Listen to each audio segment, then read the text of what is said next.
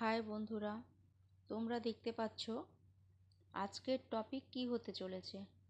হ্যাঁ, তোমরা ঠিকই ধরেছ। আজকের টপিক হচ্ছে হেয়ার স্পা। আমরা জানি হেয়ার স্পা কেন করানো হয়, মোটামুটি এটা সবারই নলেজে আছে। এতে চুলটাকে ভালো রাখে, স্ক্যাল্প হেলদি রাখে। মোট কথা এটা একটা ট্রিটমেন্ট। যাদের খুব চুল পড়ার সমস্যা হয় তারা হেয়ার স্পা করতে পারে, যাদের ড্যান্ড্রাফ থাকে তারা করতে পারে, যাদের ড্রাই ড্যামেজ হেয়ার থাকে তারাও করতে পারে।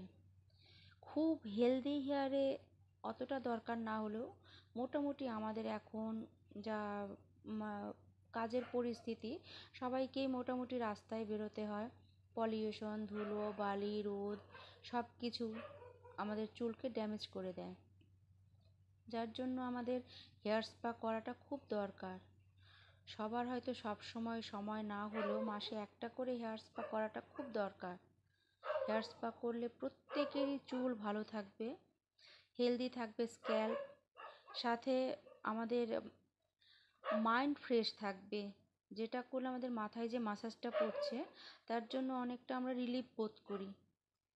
তাই আশা করি তোমরা সবাই এটা করবে, করলে সবারই এটাতে উপকার হবে আর অনেক ভালো রেজাল্টও পাবে চুলের দিক থেকে। তাই বলছি যে প্রত্যেকেই এটা করে নিও।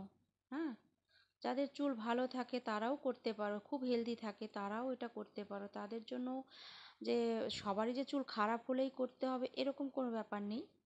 চুল হেলদি থাকলেও করা যায়, সেটা মাসে একবার করলে বা 2 মাসে একবার করলে। কিন্তু যাদের ড্যামেজ থাকে, স্ক্যাল্পে প্রবলেম থাকে তারা করে নিও, কেমন, মাসে একটা করে।